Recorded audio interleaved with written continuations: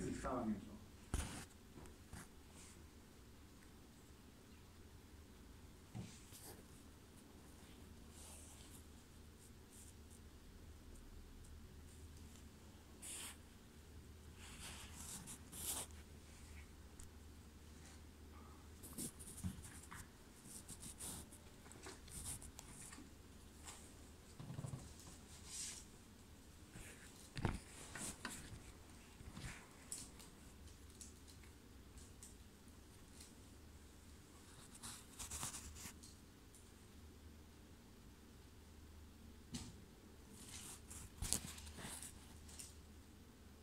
Bueno, los que son y los que no son futboleros. ¿A quiénes han visto ahí?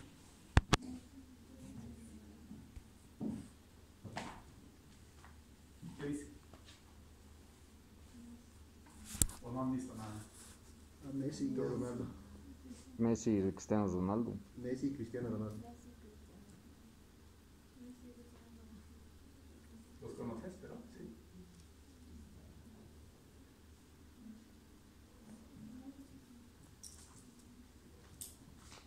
Bueno.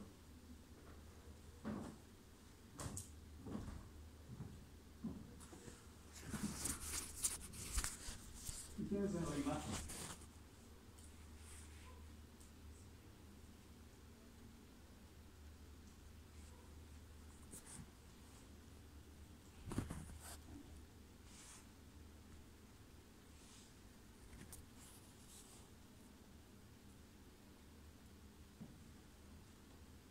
Ahora,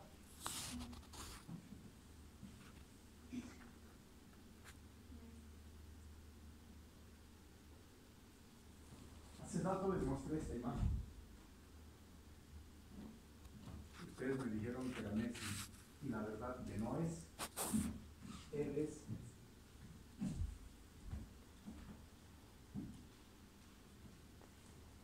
Y vean los detalles, ¿no? A ver, las orejas.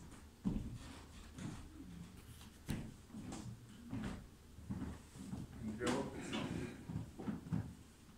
Eso es lo que pasa en el ámbito judicial. Peor todavía las circunstancias bajo, porque ahorita estamos viendo fotografías. Las circunstancias en la realidad, cuando alguien comete un delito, uno presencia aquello, pero no lo ve pues por un tiempo prolongado, de manera estática, sino en movimiento rápido y a veces con barbijos, con pasamontañas, etcétera, ¿no? Y lo que pasa es que en el desfile identificatorio a las personas les dicen, ¿quién era? Ustedes han dicho que era Messi. Entonces a Messi tendríamos que acusarlo en este momento o detenerlo porque ustedes lo han visto. Y la verdad no era, el verdadero Messi estaba ahí. Eso es lo que pasa en el ámbito judicial también a la hora del desfile identificatorio, donde los testigos claves, ¿no es cierto?, identifican al autor de un determinado hecho. Imagínense todavía, aquí tenemos de manera estática, pero en la cotidianidad las personas están en movimiento, a veces no hay luz o hay luz artificial, de contraste, etcétera, etcétera. Y además, el delincuente siempre va a intentar modificar su aspecto desde cualquier punto de vista para luego, después de la comisión del delito, cambiar a otra, ¿no? Al margen. Como verán, pues la visualización nada más nos puede traer grandes problemas. Y lo mismo ocurre no solamente con ustedes, son personas adultas, ¿no?, con los niños de igual manera. Ese es el gran detalle de la validez de una información a veces testifical, como en este caso, personas que hayan podido presenciar y observar a una persona, ¿no? Estas grandes dificultades se dan pues en la cotidianidad. Imagínense ustedes que después de aquello, habiendo ratificado no una persona, sino varias personas, una imagen que correspondía a alguien, en realidad no lo es. Eso es lo que vamos a ver hoy respecto al tema de identidad e identificación. Conceptualmente, la identidad es el conjunto de caracteres que hacen igual a sí mismo a una persona, pero diferente a los demás. Implica entonces que esas características, ¿no es cierto?, son individualizables, son características propias de uno, pero no solamente porque lo son, sino al margen de eso, estas características o particularidades los diferencian de los demás. Esta es una percepción y un análisis correspondiente solo a los seres humanos.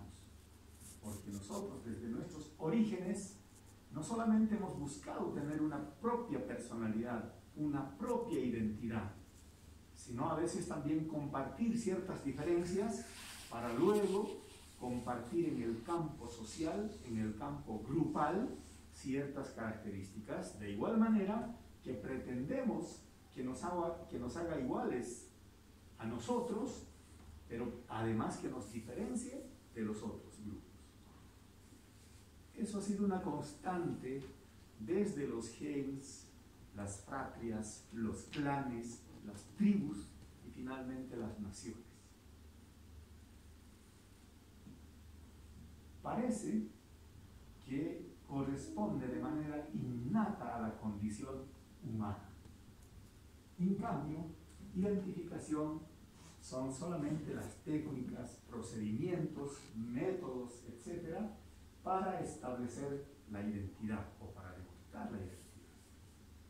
Y uno de los métodos del que acabamos de ejercitar es el método testificado, el reconocimiento facial.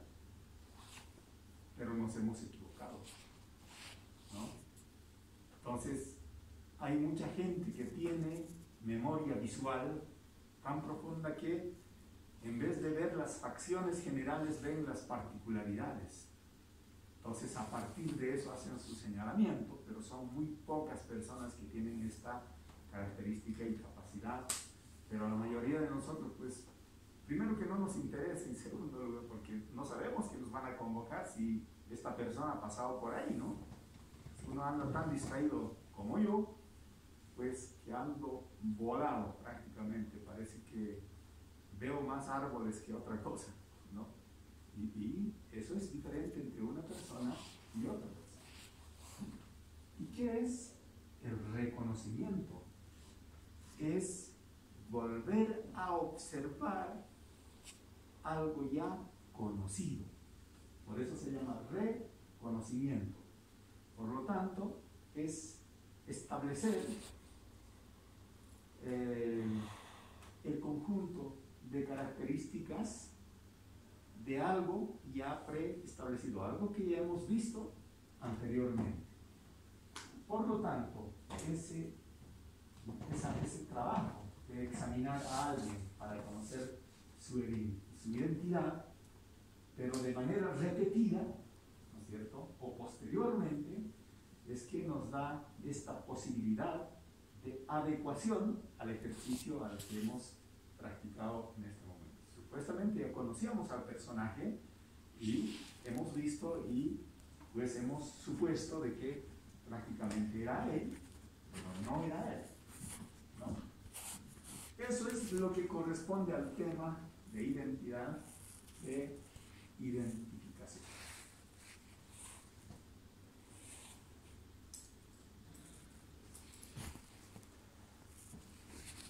Y en este campo, pues hay que reconocer que la identidad individual es el constructo de uno mismo.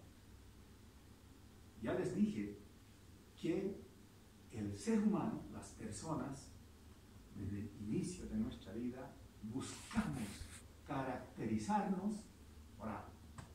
Y cuando digo caracterizarnos, quiere decir que es establecer cierto grupo de características o particularidades que nos haga igual a nosotros mismos, pero diferente a los demás, hasta entre hermanos, ¿no?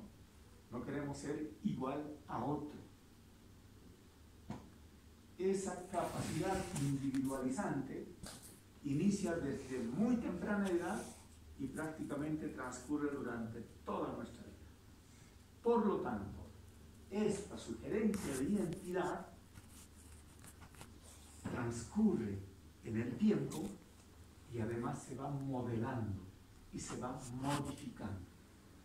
Por lo tanto, esa identidad que yo quería tener a mis 18 años ya no es la misma a los 50, 30, 40 años, ni tampoco a los 60 o 70 años.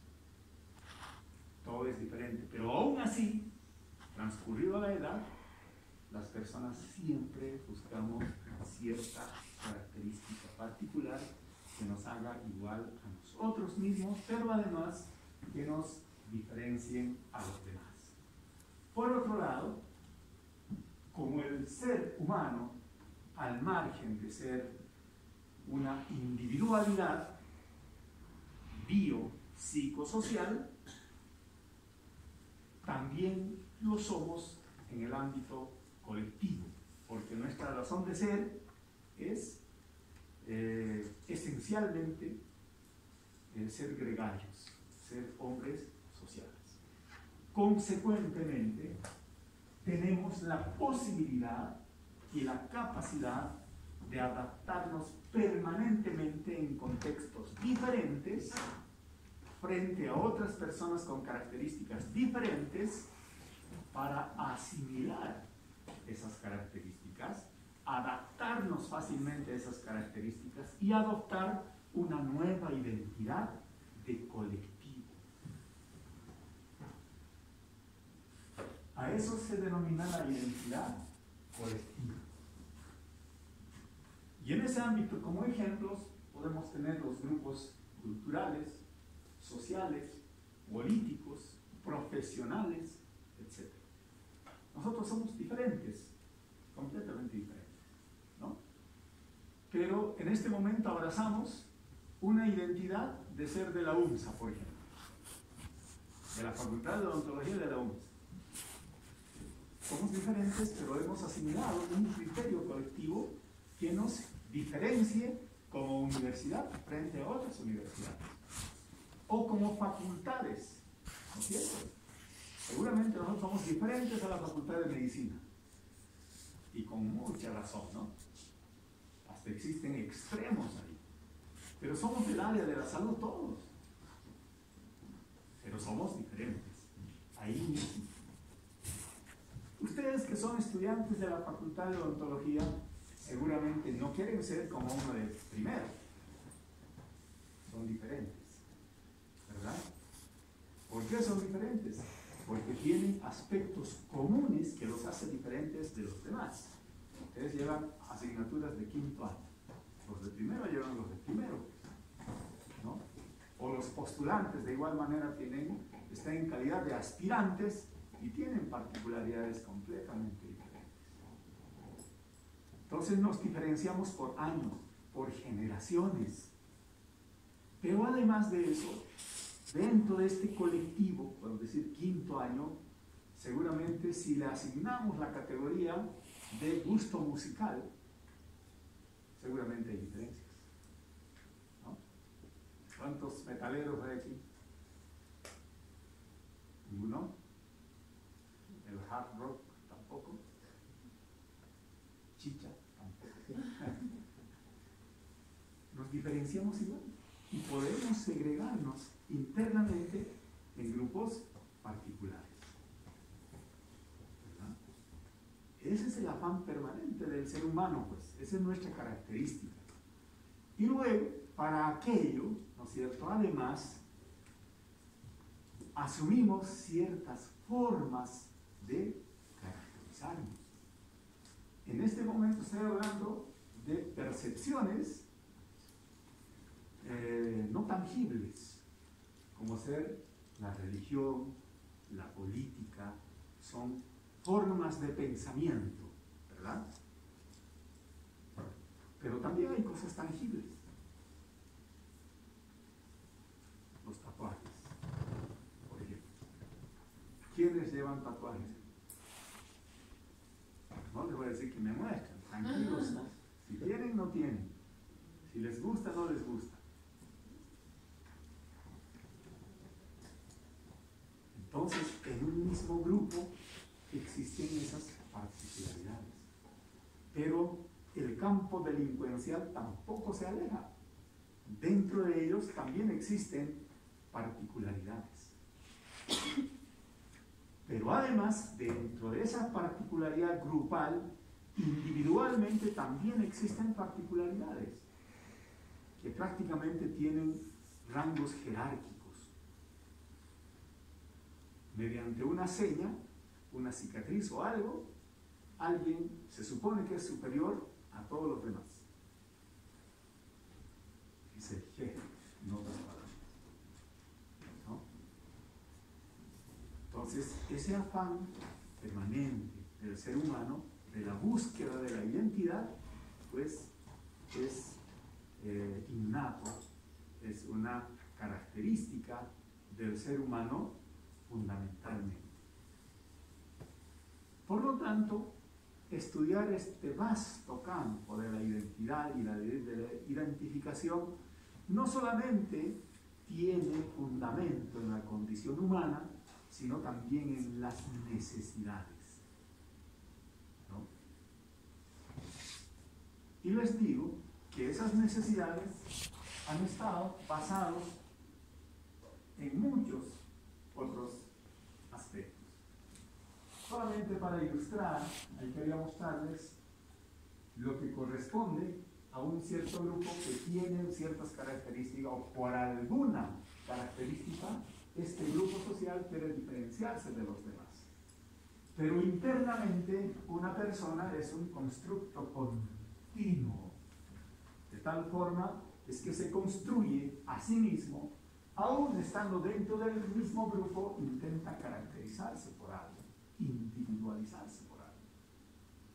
Entonces, lo que hace la ciencia médica, fundamentalmente la ciencia forense, es utilizar o conocer estos recursos que la humanidad ha ido cultivando permanentemente y sigue perfeccionando cada vez más, ¿no es cierto?, con fines identificativos. Porque una de las tareas principales de la ciencia forense es establecer la identidad del autor, ¿no? Entonces, para ese caso, pues necesitamos utilizar muchos recursos y entre ellos una es la odontología identificativa forense.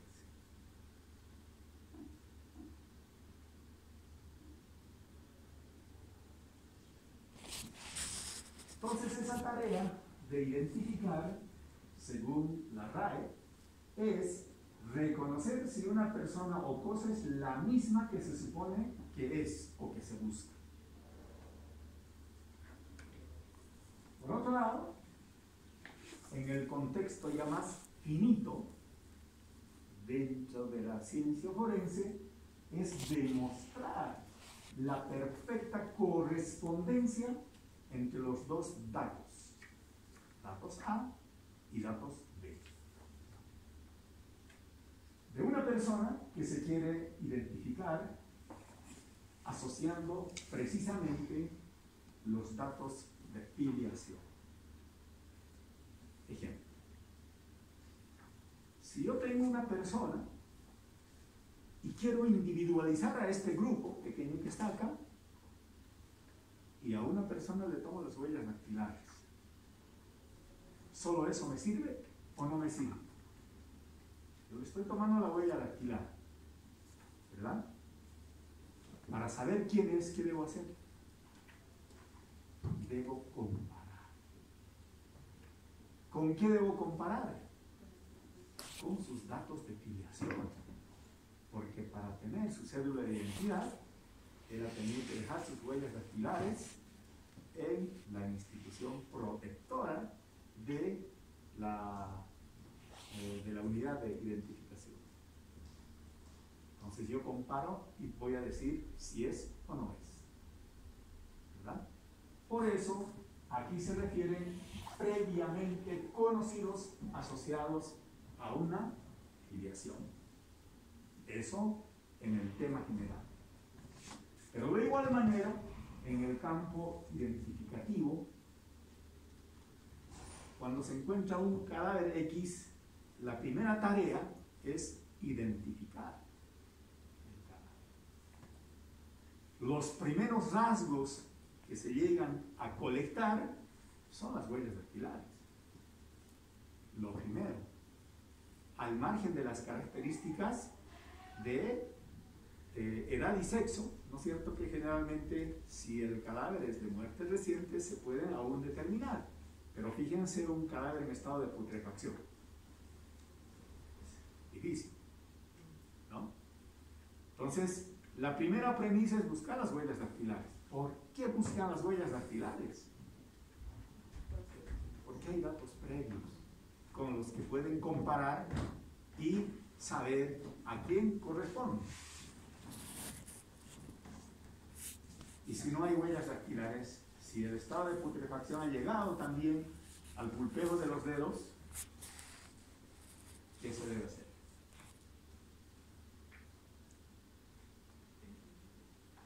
¿Qué tal el ADN? ¿Sí o no? Es poderoso el ADN, ¿no? ¿Podemos o no? Lo que yo sabía, el paladar igual es como cada diferente en cada persona, y por eso también nos podría haber ayudado a identificar el cadáver. Está bien. La rugoscopía o palatoscopía. O la huellografía genética. Ya tenemos dos. Y podemos enumerar muchos más como métodos alternativos. ¿Pero aplica o no aplica? Pues no. ¿Con qué voy a comparar? ¿Tenemos una base de datos de nuestras huellas genéticas? No. ¿Tenemos datos almacenados de nuestras huellas rugoscópicas del paladar? No. Y si no tenemos con qué comparar, no hay forma. Porque decimos que vamos a demostrar la perfecta correspondencia entre estos dos datos. Un dato, supuestamente un cadáver, con otro dato que esté asociado a un sistema de filiación. De otro modo, no. Ahí es donde se diferencian los métodos generales y los métodos especiales. ¿Hasta dónde podemos llegar? ¿No es cierto? Con este trabajo, arduo y difícil trabajo de la identificación. Estamos hablando de identificar, nada más. No estamos hablando todavía de causa de muerte, ni data de muerte, nada. Estamos hablando primero de identificar al cadáver. Esas son las grandes falencias. Y en este momento, las huellas dactilares tienen un rango, digamos, elevado, al menos en nuestro medio, con la capacidad de comparar. Entonces, de los cadáveres, incluso todo lo que se pueda, prácticamente se extrae, ¿no es cierto?, parte de la huella, ¿no es cierto?, el tejido en sí, para luego almacenarlo e intentar reconstruir a partir de esos datos, ¿no? Y si son cadáveres desecados, momificados, etc., también existe la posibilidad de extraer los mismos, colocar en una solución para reblandecerlos paulatinamente y recuperar. A eso se llama necrodactilia. Pero cuando los estados de putrefacción o la amputación, pues los cadáveres, los delincuentes saben hacerlo muy bien, ¿no es cierto?, amputan las manos y los van a botar a otro lugar con la finalidad de que no puedan ser identificados los cadáveres, ¿no? Entonces, pues la delincuencia va a la par del proceso identificativo de la ciencia criminal o de la ciencia criminalística, y consecuentemente el trabajo se hace difícil. Entonces, pueden existir muchos métodos, y en cuanto a estas no se constituyen en métodos generales también de identificación, va a ser muy difícil aplicar aquellas.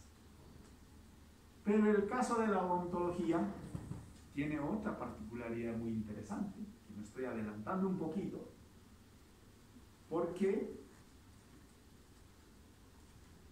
los rasgos no solamente del paladar, sino los rasgos dentarios, en tanto detalle de conjunto y detalles individuales, tienen la capacidad identificativa también, pero lamentablemente no cumplen con los requisitos de inmutabilidad, perennidad, practicabilidad e individualidad, ¿no?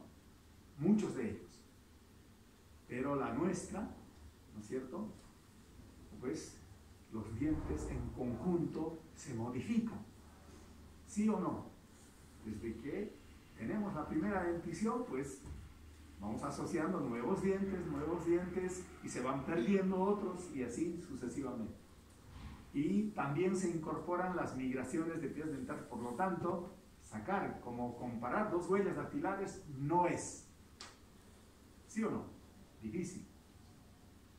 Y además, por procesos patológicos, sufren también restauraciones, etcétera, etcétera. Complicado. Entonces, estas son las condiciones a veces que los métodos de identificación no llegan a completar, y por eso se quedan en ese carácter. Pero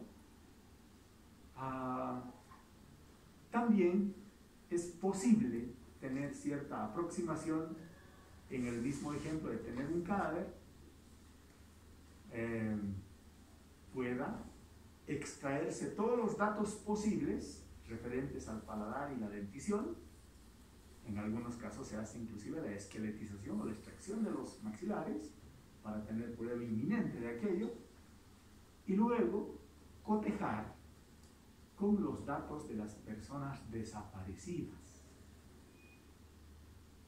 Entonces, generalmente la desaparición de alguien está registrado en algún lugar, pero también existen personas que nadie los reclama, ¿no?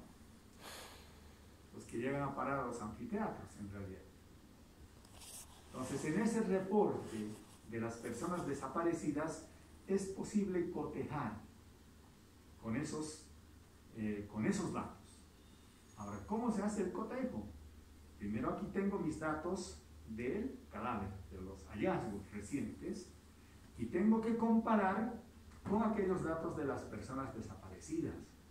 Pero aquí yo tengo maxilares, tengo los dientes en cuanto a configuración general y particular. ¿Y dónde encuentro esto? Pero las personas desaparecidas siempre los reportan los familiares, ¿verdad? Y a partir del reporte de los familiares se puede indagar quiénes han sido o dónde asistía frecuentemente a la consulta odontológica. Entonces se rastrea a los probables consultorios donde ha podido asistir esta persona. Y se supone que ahí tenemos una historia clínica, y a través de un odontograma, a través de una radiografía y a través de modelos, etcétera, que pudieran existir, puede hacerse el cruce de variables para aproximarnos al proceso de identificación. Pero, como ni siquiera hacen historia clínica a veces, ni siquiera hacen el odontograma, a veces queda truncado esta posibilidad. Por eso la necesidad de que en los consultorios esté normalizado el uso de los documentos médico-legales. El expediente clínico debe estar completo, impecable, con todos los datos que señalan particularmente. En cuanto a las señas particulares, también es posible cotejar. Por lo tanto, hay que tener criterios de aproximación. Hay que establecer la data de la desaparición al hallazgo. ¿no? Por una parte. Por otra, la data de los registros ante-mortem con los registros post-mortem. Pueden ser meses, pueden ser años. Puede ser que me digan, sí, esta persona, o sea, la persona que estoy reportando desaparecida ha asistido la última vez al consultorio odontológico hace 5 años. ¿No es cierto? Y luego voy a cotejar más o menos cuál es el tiempo aproximado entre el dato A y el dato B. Por lo tanto, voy a hacer una aproximación de posibilidad. Si tenía aquí una pieza dentaria con caries dental, probablemente si han transcurrido 5 años, esa pieza ya esté extraída o para extracción indicada, siendo aquí tenía una caries nada más. Porque el transcurso del tiempo es explicado según la lógica. Pero no puedo esperar al revés, ¿no? Tener aquí una pieza sana y aquí, sí, y aquí tener la pieza 16, aquí sana, en el muerto, en el fallecido, y en el sano con caries. Es ilógico, ¿no? Entonces, estas cuestiones se establecen en las fases comparativas de la similitud absoluta, donde interesa en cuánto se parecen, pero también interesa en cuánto se diferencian. Por ese motivo les decía que cuando esta correspondencia es contraria, no es lo que estamos esperando, es al revés. Entonces es tan válido informar para decir, esto no corresponde a esto. Hay que excluir, ¿verdad? Entonces, por el lado que se le vea, siempre existen aportes sustanciales en el proceso de identificación. Hemos ido adelantándonos mucho, creo yo, pero creo que valió la pena. El desarrollo histórico del proceso identificativo, o de la identidad de identificación, prácticamente ha sido clasificados en 3 etapas o 3 fases. Una etapa primitiva, una etapa precientífica o constructiva y la etapa científica en sí misma. Como verán, en la etapa primitiva tenemos el recuerdo empírico. Si antes el hombre primitivo no tenía posibilidad de sacar huellas dactilares, ni sabían si eran iguales o no, pues no había otros recursos de establecer la identidad, ¿verdad? Pero eran grupos sociales, ¿no? Y el hombre primitivo era un ser gregario que se agrupaba por ciertas circunstancias de protección y de sobrevivencia, pero dentro de ellos también existían reproducciones, pues. A eso llamamos desde el inicio, desde los gens, ¿no? Luego las patrias, los clanes, etc. Y así sucesivamente. Y en ese sentido, lo único que quedaba como posibilidad de establecer la diferencia de uno en relación a los demás era el recuerdo, ¿no? Por sus características. Por lo tanto, solamente una persona podía decir quién era quién, pero cuando aún no tenían nombre siquiera, menos apellidos, porque ha sido eso un recurso posterior de identificación ya en el sistema de organización ya más elaborada, ¿no? Por eso decimos ahí era el recuerdo empírico nada más. Posteriormente ha ido evolucionando y había que caracterizar a las personas por algunos caracteres morfológicos, ¿no? Por su forma, por su contextura. Entonces ahí ya diferenciamos. Se supone que había una diferencia entre hombre y mujer, por supuesto, pero dentro de los hombres, según su grupo etario y según sus características morfológicas, ¿no es cierto?, podía establecerse cierta particularidad de esa persona frente a los demás. Pero, como no era posible, era muy falible aquello, entonces han procedido a las marcas o a las mutilaciones. A eso se llama el sistema cruento de identificación, que pensábamos que había pasado, pero que aún persiste. Si ustedes ven la película África Violenta y Salvaje, en su parte 1 y parte 2, van a poder ver cómo hasta nuestros días estos procesos de identificación, siendo estos primitivos, siguen vigentes. Los tatuajes, ¿utilizaban antes? Por supuesto que sí. Y caracterizaban ciertos grupos sociales. Y además establecían las diferencias dentro de los grupos sociales.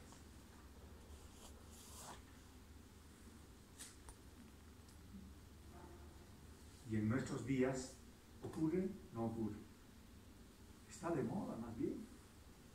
¿Sí o no? Ahora son los tatuajes a colores, etc. Pero no ha bastado, no basta ahora, ¿no es cierto? No es suficiente.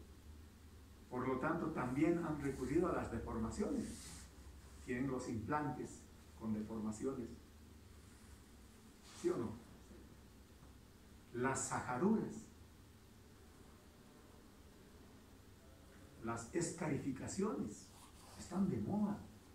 O sea, hacen ciertas señas o signos o letras con prácticamente un procedimiento cuasi quirúrgico para buscar una reparación por queloide. Eso no se borra. Y seguimos. Hasta nos partimos la lengua, ¿no? Entonces, la lengua bífida. Los piercing. ¿O no? Etcétera, etcétera. Y los tatuajes los hacemos en lugares muchas veces visibles, ¿no? Porque para eso es, ¿no? Entonces, solamente ha cambiado la técnica. Antes lo llamábamos eso cruento, salvaje. Pero ahora seguimos, pero un poquito más tecnificado, ¿no? Hay personas que prácticamente son un lienzo, con el tatuaje todo el cuerpo prácticamente, ¿no? Pero así es, el hombre siempre es no conforme o inconforme con lo que tiene y con lo que es. Entonces, esa era la primera etapa y eso era lo que caracterizaba. Y lamentablemente ese sistema persiste, incluido la fractura dental, la sacadura de los dientes, los incisivos centrales, como desde niños, ¿no es cierto?, les hacen morder un palito, un tronco delgado, y luego con un cincel lo fracturan prácticamente un ángulo del diente. ¿Para qué? Para que se vean separados, ¿no? Dice que era una pleitesía a cierta divinidad felina y para que se vea más o menos como los dientes de un perro. Es descabellado, ¿no? Pero se hace. La iniciación para las mujeres mediante prácticamente la mutilación del clítoris. Sigue habiendo. La muerte por lapidación, ¿existe o no? Ahora, en nuestros días, en este pleno siglo XXI, ocurre. Pero eso se llaman tradiciones culturales, etc. Cualquier denominativo, pero están ahí. Entonces, si hacemos una mirada retrospectiva de estos métodos, ¿no? Parecen tan descabellados, pero que aún se sigue practicando, ¿no? Así es el ser humano, difícil de comprender. Posteriormente, después de que han tenido que haber diferencias entre tribus inclusive, tenían particularidades y tenían que hacerse tatuajes mediante cicatrices perfectamente diseñados cosa que se diferencie de la otra tribu, ¿no? Del otro grupo social. Por lo tanto, ese afán permanente existió, pero dentro de ellos también habían jerarquías, ¿no? Que el jefe, el gran jefe, tenía que tener también una particularidad interna, ¿cierto? Ese sistema prehistórico de la etapa primitiva, perdón, no prehistórico, de la etapa primitiva, pensando que haya sido superado, no ha sido tal, y luego en la etapa precientífico-constructiva, ¿no es cierto?, se ha utilizado fundamentalmente la fotografía, el sistema antropométrico de Bertillon, el sistema geométrico y el sistema otométrico. Este sistema geométrico se refiere a la estructura facial, donde hay medidas que se toman y que permite la identidad de las personas, ¿no? Pero antes decíamos la forma de la cara, pero esta forma de la cara, cuando ha nacido en la etapa constructiva o en la etapa precientífica, ahora ha sido mejorado, porque se ha utilizado el recurso digital para hacer la geometría facial. Ahora, para entrar a su cuenta del banco, ¿qué hace con el celular? El registro facial. Entonces, no es que capta la imagen y lo hace coincidir con la que existía, sino son medidas de puntos específicos que coinciden nada más. Por eso usted puede aproximar, etcétera, etcétera, y tiene la fotografía, inmediatamente la habilita, ¿no? Eso es como el password, digamos. Lo propio ocurre con las huellas dactilares. Antes habíamos utilizado el sistema antropométrico de Bertillon y luego el dactiloscópico. Por si acaso, el dactiloscópico también está aquí, porque en su etapa inicial, como de Francis Galton, ¿no es cierto?, ha sido lo que habitualmente conocemos con tomar las huellas dactilares, registrar, clasificar según categorías tipo A, tipo 1, tipo 2, tipo 3, tipo 4, etc. Existen varios subtipos inclusive, ¿no es cierto?, desde el arco, presilla interna, presilla externa, verticilo, etc. Ahora ya no. Ahora se utilizan los mismos recursos, pero mediante la huellografía digital, que se llama el sistema biométrico. Entonces, no busca el dibujito, sino los dibujos asociados a medidas igual. Por eso se llama biométrico. Métrico es medición. Por lo tanto, ahora no necesita tinta, etcétera, ¿no? Directamente coloca en el sensor y tiene la placa. Y es suficiente una. Voy a tirar a eso. Cuando no se puede extraer una información correcta, existe alguna cicatriz o algún factor confusor, entonces se toma una segunda alternativa de otra dedo. En cambio, en la original se utilizaban de los 10 dedos, ¿no? Entonces, queridos amigos, cuando yo coloco aquí el dactiloscopio de Francis Galton, ¿no es cierto?, debería estar aquí, porque aquí ha nacido. Pero aquí, en la etapa científica, se ha ido perfeccionando todo con el sistema digital.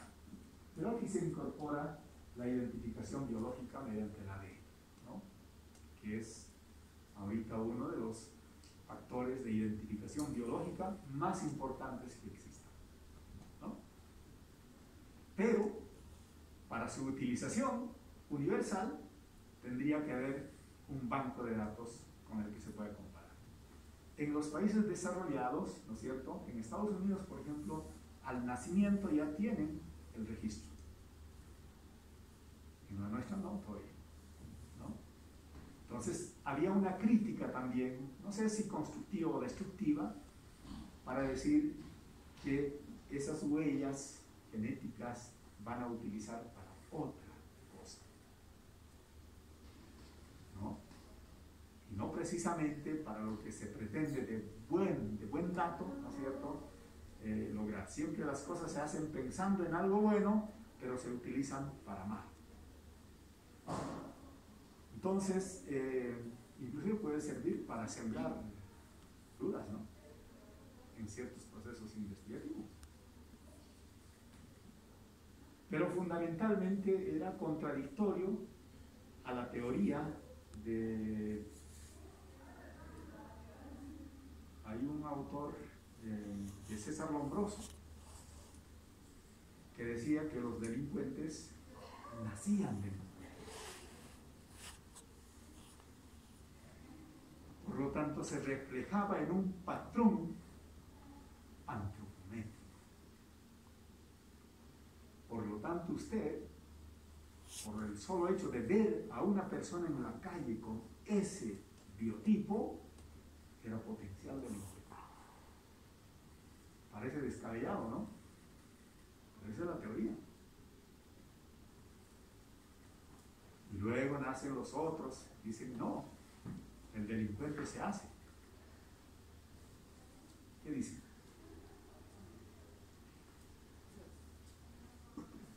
Las cosas están terribles en este momento, ¿no?, donde los factores explicativos profundos, ¿no es cierto? Hay un trabajo muy interesante que no lo están publicando porque está en reserva todavía, porque hay una fecha para publicarlo, donde prácticamente estaría demostrando aquello, ¿no? Un estudio experimental que se ha hecho en seres humanos sin consentimiento de los mismos, por el que intentan demostrar que 3 personas nacidas de un mismo núcleo familiar, ¿no es cierto?, muy próximos, completamente similares, han sido distribuidos en distintos grupos sociales. ¿Se dan cuenta? Diferentes familias. Pero los 3 han resultado tener antecedentes delictuales. Raro, ¿no? Pero hay que probar. Los resultados están en reserva. Por eso no lo han puesto en reserva, porque eso va a traer mucha polémica, ¿no? Realmente. Entonces, así como estos, tenemos distintos métodos de identificación.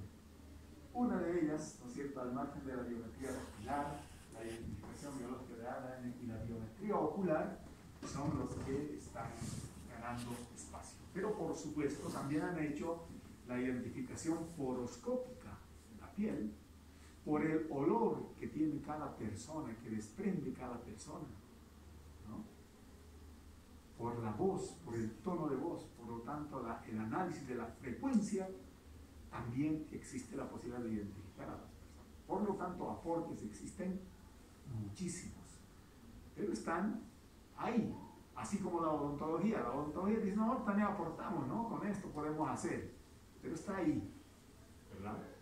Entonces, cuando sea necesario algunos otros recursos, yo creo que va a ser muy difícil desplazarlo a la identificación dactilar biométrica, ¿no es cierto?, todavía, en algunas circunstancias tal vez. Por eso que la odontología participa excepcionalmente y no se puede utilizar como un método general de identificación.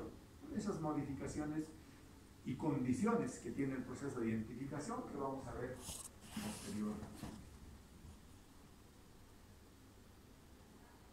Y tenemos algunos rasgos utilizados para el sistema biométrico y el reconocimiento de la biometría facial. ¿Por qué se identifica? ¿Por qué es necesario identificar? Bueno, con esto concluyo. Existen razones legales, razones sociales, razones criminalísticas, razones culturales, humanas, entre otros, ¿no? Entonces, de identificación general, ¿no es cierto?, que tiene que ver con el componente legal fundamentalmente, es que todo país, para su organización, necesita saber la identidad de sus habitantes. Por eso, por ley, ¿no es cierto?, tenemos nosotros la obligación de tener nuestro certificado de nacimiento y tengamos nuestro documento de identificación. Ahora ya desde niños podemos tener cédula de identidad, antes no, era difícil todavía, ¿no? Pero ahora sí tenemos todos documentos de identificación. En otros países, como en Perú, se llama el DNI, en nuestro caso, la cédula de identidad. ¿Qué datos tiene la cédula de identidad?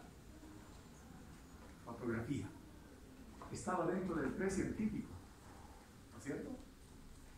Se era pasado, pero se sigue utilizando, claro, porque nos da algún recurso o apoyo más. ¿Qué más se encuentra ahí?